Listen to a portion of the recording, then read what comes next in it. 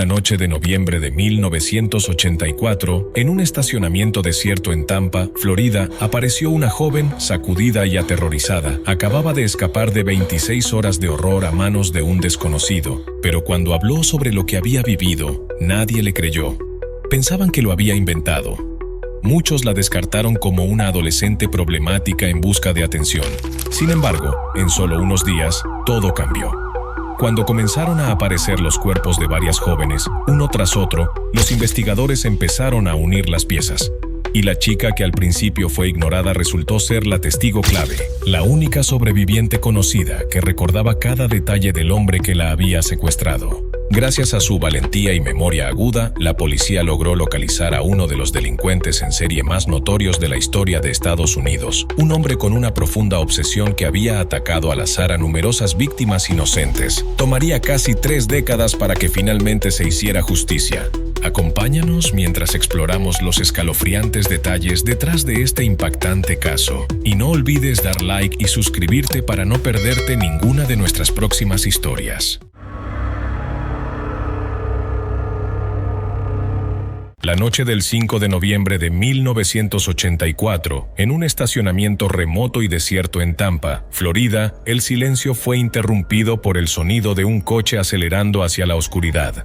Momentos antes, el vehículo se había detenido brevemente antes de arrancar repentinamente. Poco después, en el lugar donde el coche se había ido, apareció una joven llamada Lisa McVeigh, entonces de solo 17 años. Lisa permanecía inmóvil. Una venda aún cubría sus ojos, sus brazos colgaban sin fuerza a sus costados y temblaba por el miedo y el aire frío de la noche.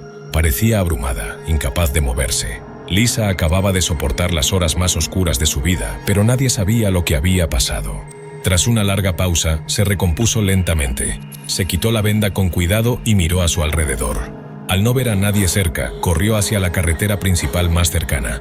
Mientras corría, Lisa se dio cuenta de que el lugar le resultaba familiar. Estaba cerca de la casa de su abuela. Sin otra opción, se dirigió allí con la esperanza de encontrar ayuda. Alrededor de las 4:30 de la madrugada finalmente llegó, completamente exhausta pero aferrándose a la esperanza de que su pesadilla había terminado. Sin embargo, la realidad fue más dura de lo esperado. Cuando tocó la puerta no fue su abuela quien respondió, sino el novio de su abuela, un hombre al que Lisa siempre había temido. Él no se mostró aliviado ni preocupado, en cambio parecía molesto, como si su regreso fuera un problema. Sin decir palabra, la arrastró bruscamente al interior. Justo allí, frente a su abuela, que permanecía en silencio, la trató con hostilidad y desprecio, algo que ya había sucedido antes. Para él, la desaparición de Lisa había atraído atención no deseada, y temía que saliera a la luz la verdad. Ahora descargaba toda su furia sobre la ya traumatizada joven. A pesar del agotamiento físico y emocional, Lisa intentó explicar que había sido secuestrada y sometida a un trato horrible, pero nadie le creyó. La única persona que debía protegerla, su abuela, solo observaba sin emoción ni apoyo. Aún así, Lisa no se rindió. Desesperada, rogó a su abuela que llamara a la policía. Posiblemente para silenciarla, la mujer accedió con desgano y realizó la llamada. Alrededor de las 7 de la mañana del 6 de noviembre, el Departamento de Policía de Tampa recibió un informe de una mujer mayor. Su tono al teléfono era sorprendentemente casual, casi despectivo. Afirmaba que su problemática nieta había regresado repentinamente tras huir de casa y que ahora inventaba una historia descabellada sobre un secuestro. Según ella, Lisa solo quería atención. Aunque la llamada parecía poco creíble, los oficiales tomaron el reporte en serio. Recientemente, la ciudad de Tampa había sido sacudida por una serie de desapariciones misteriosas. Aún más alarmante, algunas personas fueron halladas sin vida. A pesar de los esfuerzos, los investigadores no habían logrado avances. No había testigos, ni pruebas, ni grabaciones, ni pistas sólidas. Por eso, incluso un relato exagerado de una adolescente valía la pena investigar. Cuando pidieron detalles, la mujer identificó a la joven como Lisa McVeigh, de 17 años. Inmediatamente el nombre sorprendió a un oficial. Coincidía con un reporte de persona desaparecida presentado 2 días antes. Lisa había desaparecido tras no regresar a casa esa noche. Su nombre, edad y reaparición repentina eran demasiado específicos para ignorarlos. La policía sospechaba que ella podría tener información clave para resolver los casos que atormentaban a la ciudad. De inmediato, enviaron oficiales a la casa de la abuela de Lisa, pero al llegar, Lisa se encontraba atrapada en otra pesadilla. El hombre en la casa, temiendo que Lisa revelara su conducta pasada, la amenazó rápidamente con palabras duras para intimidarla. Todavía traumatizada por lo que había vivido y demasiado asustada para hablar, Lisa guardó silencio sobre lo que ocurría dentro.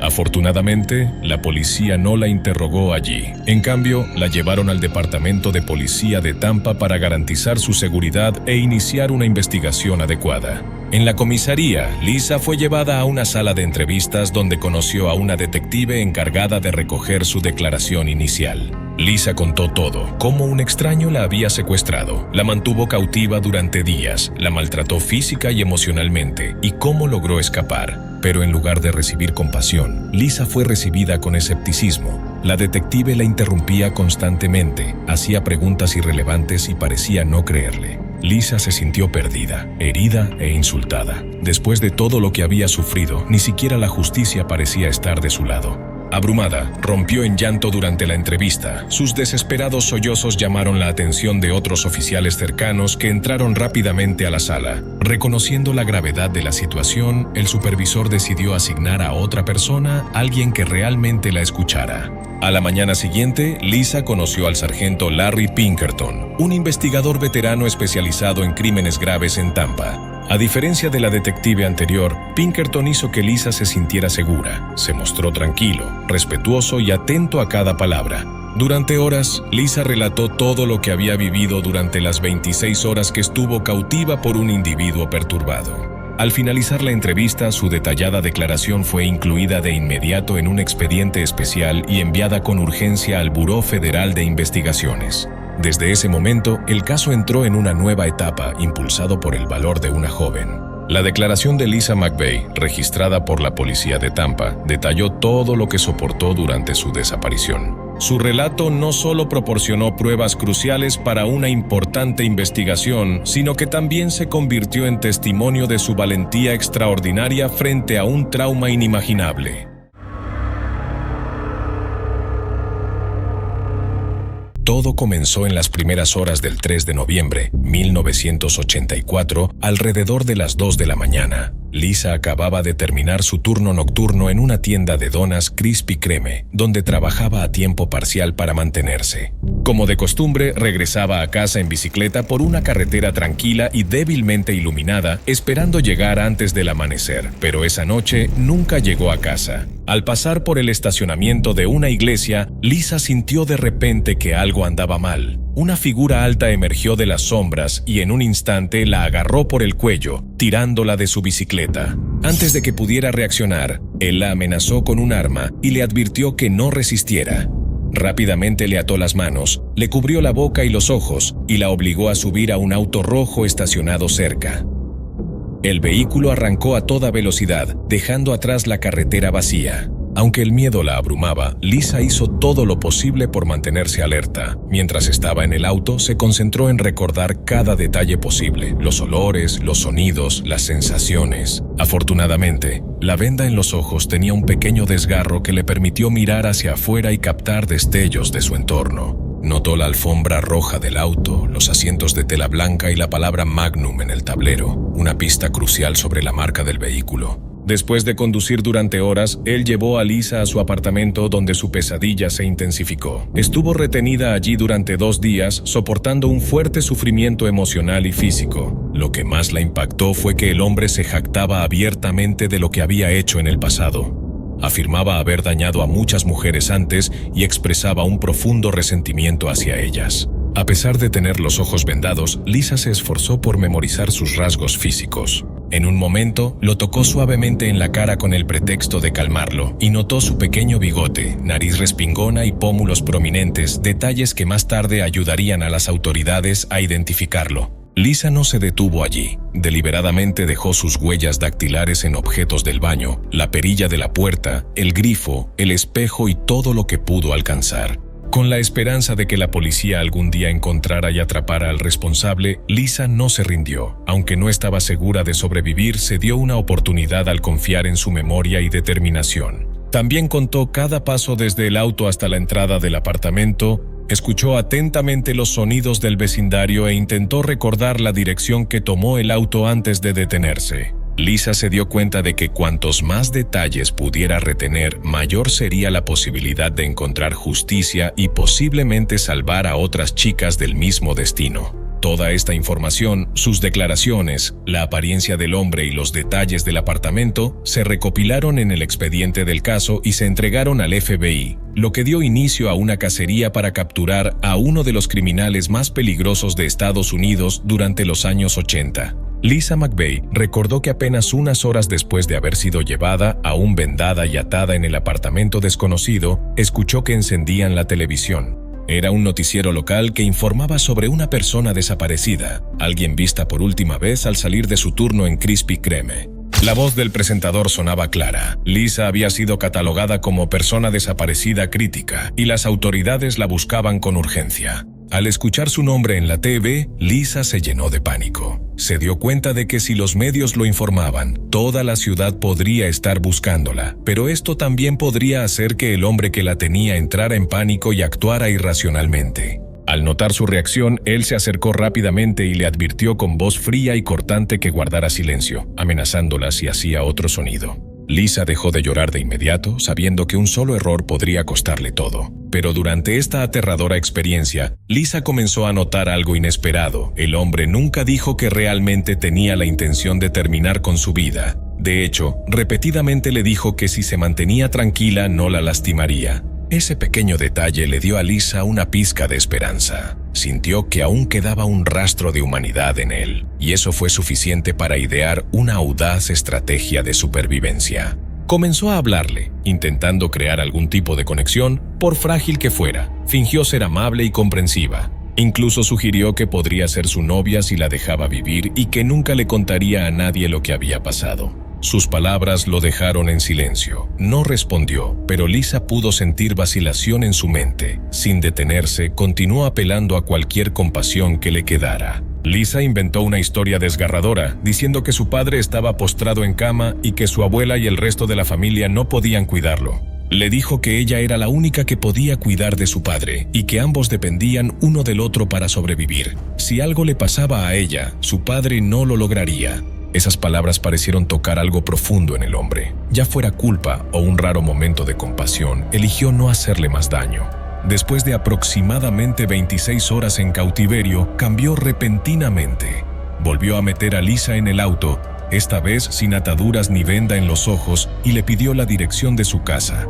Luego comenzó a conducir en silencio. En el camino se detuvo en un cajero automático para retirar dinero y más tarde en una gasolinera, pasos que los investigadores luego interpretaron como señales de que se estaba preparando para huir. Finalmente, el auto se detuvo detrás de un estacionamiento de una tienda, no lejos de la casa de la abuela de Lisa. Se disculpó y le dijo a Lisa que no iba a hacerle daño, porque le importaba la condición de su padre. Luego, aún con los ojos vendados, Lisa recibió la orden de bajar del auto y esperar sola. Su corazón latía con fuerza mientras permanecía en el silencioso estacionamiento, contando cada segundo. Cuando estuvo segura de que el auto se había ido, se quitó lentamente la venda de los ojos. La luz inundó su visión por primera vez en casi 2 días. Las lágrimas brotaron de inmediato. Corrió lo más rápido que pudo directamente a la casa de su abuela, el único lugar seguro que se le ocurría. Había sobrevivido, pero aún nadie sabía que Lisa McVeigh acababa de escapar de un depredador en serie y que se convertiría en la clave para detener a uno de los ofensores más violentos en la historia de Tampa. Solo unos días después de que Lisa McVeigh regresara a casa tras la aterradora experiencia, cumplió la promesa que se había hecho para sobrevivir. No llamó inmediatamente a la policía, no acusó a nadie, ni reveló lo sucedido. Su silencio no fue por confianza, sino porque sabía que no era el momento adecuado para actuar con seguridad. Aún así, el miedo persistía dentro de ella, porque sabía que ese hombre seguía allá afuera y muy posiblemente continuaba lastimando a otras personas. A mediados de noviembre de 1984, en solo unos pocos días, los medios locales comenzaron a informar sobre una ola de casos perturbadores en el área de la bahía de Tampa. El 6 y el 11 de noviembre se descubrieron los cuerpos de dos mujeres jóvenes. Las víctimas, Virginia Johnson, de 18 años, y Kim Swan, de 21 años, habían sido atacadas violentamente. Ambas eran residentes del área de Tampa. Cuando Lisa McVeigh leyó estos titulares, su rostro palideció. Todo su cuerpo se paralizó. En lo más profundo, estaba segura de que el responsable era el mismo hombre que la había secuestrado y agredido. Sin dudarlo, contactó al sargento Larry Pinkerton, la única persona que alguna vez le creyó. Él la había apoyado y ayudado a escalar su caso a nivel federal.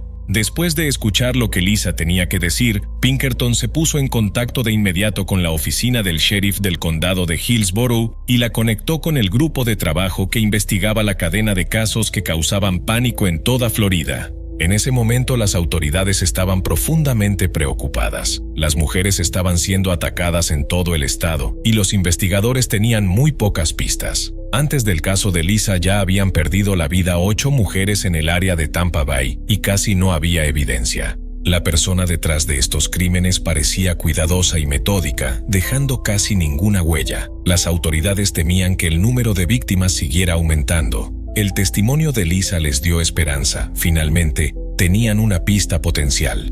Durante la investigación, Pinkerton sugirió que Lisa intentara la hipnosis, una técnica a veces utilizada para ayudar a las víctimas a recordar detalles ocultos enterrados por el trauma. Pero como Lisa tenía solo 17 años, se requería el consentimiento de un tutor legal. Desafortunadamente, el hombre que salía con la abuela de Lisa, su tutor legal, negó el permiso. Pinkerton sintió que algo andaba mal y tuvo una conversación privada con Lisa. Cuando mostró una preocupación genuina, ella se derrumbó y reveló la verdad. Había sufrido abusos durante años dentro de la casa de su abuela. La policía arrestó de inmediato al hombre. Lisa fue trasladada a un albergue juvenil por su seguridad. A medida que el caso avanzaba y se consideraban sospechosos, Pinkerton mostró a Lisa una serie de fotos de hombres con antecedentes penales. Aunque había estado con los ojos vendados durante el secuestro, Lisa recordaba características específicas que había sentido con sus manos: un bigote delgado, nariz respingona y pómulos prominentes. Sin dudarlo, señaló a un hombre llamado Bobby Joe Long. La policía actuó rápidamente. El 16 de noviembre de 1984, solo 13 días después de la fuga de Lisa, Bobby Joe Long, de 31 años, fue arrestado en Tampa. En el momento de su arresto, al menos 10 mujeres ya habían sido asesinadas. Sus cuerpos fueron abandonados en lugares remotos, con las manos y pies atados, muchas sin ropa y la mayoría sin señales claras de lucha. La policía examinó el vehículo de Long y encontró fibras de alfombra roja que coincidían con las halladas en las víctimas. También encontraron evidencia biológica, cuerdas, marcas de arañazos y un olor distintivo, detalles que coincidían con la descripción de Lisa. Al principio, Bobby negó cualquier implicación, pero la creciente evidencia y el testimonio preciso de Lisa llevaron a su confesión.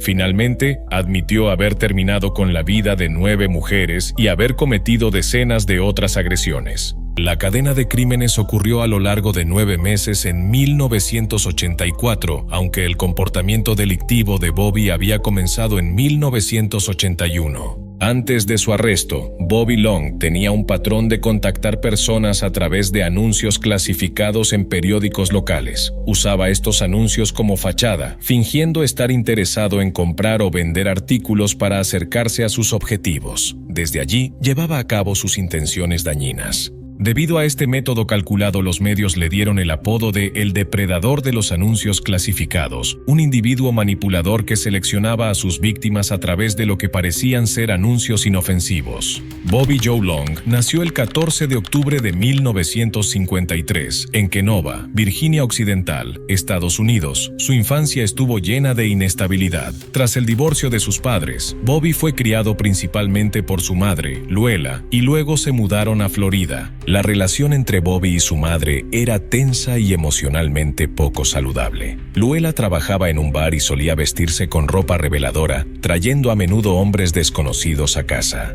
Estas situaciones hacían que Bobby se sintiera avergonzado y confundido desde una edad temprana. Aún más preocupante, Bobby y su madre compartieron cama hasta bien entrada su adolescencia, algo que los expertos consideran profundamente inapropiado para el desarrollo emocional de un niño. Bobby también enfrentó problemas de salud significativos durante su crecimiento. Sufrió varias lesiones en la cabeza, que algunos especialistas creen que pudieron afectar áreas del cerebro que regulan el comportamiento. Además, tenía un trastorno hormonal que causaba el desarrollo de senos, lo que lo convirtió en blanco frecuente de acoso escolar. Finalmente, durante su adolescencia, se sometió a una cirugía para reducir el tamaño del pecho, una experiencia que rara vez mencionaba por su impacto emocional. A los 13 años, Bobby conoció a una chica llamada Cynthia, quien más tarde se convertiría en su esposa. Se casaron en 1974 y tuvieron 2 hijos. Sin embargo, la relación se deterioró rápidamente debido a las presiones de la paternidad y problemas emocionales no resueltos. A principios de los años 80, Bobby tuvo un grave accidente que lo dejó hospitalizado durante varias semanas. Según su esposa, Cynthia nunca volvió a ser el mismo. Se volvió cada vez más irritable y comenzó a mostrar comportamientos emocionales inusuales. El matrimonio terminó cuando Cynthia solicitó el divorcio en 1980. Tras la separación, Bobby se mudó con una amiga llamada Sharon Richards. Sin embargo, esa relación se desmoronó rápidamente. Sharon informó que Bobby mostraba un comportamiento controlador y agresivo, lo que llevó a acciones legales en su contra. En el otoño de 1983, Bobby fue acusado de enviar cartas e imágenes inapropiadas a una joven en Florida. Recibió una corta condena de cárcel y fue puesto en libertad condicional. De manera inquietante, incluso durante ese periodo, Bobby continuó cometiendo numerosos actos ilegales. Su método consistía en explotar anuncios clasificados en periódicos, carteles de se vende frente a casas y listas de muebles. Se acercaba a mujeres que vivían solas, fingía ser un comprador interesado y luego lanzaba un ataque. Según los informes policiales, durante ese tiempo, Bobby cometió más de 50 incidentes, principalmente dirigidos a víctimas femeninas. En la primavera de 1984, Bobby llevó a cabo su primer acto conocido que resultó en una muerte. La víctima fue Artis Wick, una joven que encontró en marzo de ese año. Inicialmente se acercó a ella con la intención de satisfacer sus impulsos personales, pero después del ataque se sintió insatisfecho y le quitó la vida. Unos meses después, en mayo de 1984, Bobby se acercó a otra mujer llamada Lana Long mientras caminaba por la avenida Nebraska en Tampa. Se detuvo y le ofreció un aventón y ella aceptó. Sin embargo, no mucho después de subir al auto, él sacó un objeto afilado para amenazarla, ató sus manos y pies y la llevó a una zona remota. Días después, se encontró el cuerpo de Lana. Sus manos estaban atadas detrás de la espalda, sus piernas estaban separadas y no había signos claros de lucha. El caso conmocionó y horrorizó a la comunidad local. Aunque en un momento Bobby fue identificado por una víctima sobreviviente, el caso fue desestimado en la corte por falta de pruebas concretas. Esto solo lo hizo más audaz y temerario. A partir del 27 de marzo de 1984, Bobby inició una serie implacable de ataques. En solo 8 meses, quitó la vida a 10 mujeres. Muchos de estos casos no pudieron ser procesados por falta de evidencia directa o testigos sobrevivientes. De no haber sido por la inteligencia y valentía de Lisa McVeigh, su escape exitoso y su valor para hablar, el número de víctimas podría haber seguido creciendo, y la verdad quizás habría permanecido oculta. En abril de 1985, tras una intensa investigación y proceso judicial, Bobby Joe Long fue oficialmente condenado por asesinato en primer grado. Con pruebas abrumadoras y una confesión completa, fue sentenciado a muerte. Sin embargo, eso fue solo el comienzo de sus consecuencias legales. A fines de 1985, Long había admitido su responsabilidad en 8 casos adicionales de homicidio en el condado de Hillsborough, junto con numerosos cargos graves por agresiones físicas y otros delitos cometidos antes de su arresto. En total, recibió más de 20 condenas de cadena perpetua además de la sentencia de muerte original, lo que lo convirtió en uno de los veredictos más extensos contra un delincuente violento en la historia legal de Florida. Tras la sentencia, Bobby Joe Long permaneció encarcelado en Florida por más de 3 décadas. Durante ese tiempo, Lisa McVey continuó hablando públicamente, expresando una profunda frustración por los repetidos retrasos en la ejecución de la sentencia de muerte. Ella creía que permitir que alguien como él viviera un solo día más tras las rejas era injusto para las víctimas y sus familias. Más allá de las palabras, Lisa trabajó activamente con grupos de defensa de víctimas, sin rehuir jamás su doloroso pasado en su búsqueda de justicia. Finalmente, casi 35 años después de que Lisa fuera secuestrada y escapara, se firmó oficialmente la orden de ejecución de Bobby Joe Long. El 23 de mayo de 2019, en una instalación especial en Florida, fue ejecutado por inyección letal. Para Lisa McVey y las familias de las víctimas, marcó el fin de una pesadilla que había durado décadas. Aunque nada podía borrar el dolor y la pérdida que soportaron, finalmente se había hecho justicia. El delincuente en serie Bobby Joe Long ya no representaba una amenaza, y la historia milagrosa de supervivencia de Lisa continúa inspirando a millones en todo Estados Unidos. ¿Cuáles son tus pensamientos sobre este caso? Déjanos saber en los comentarios abajo. Gracias por ver este video. Nos vemos la próxima vez.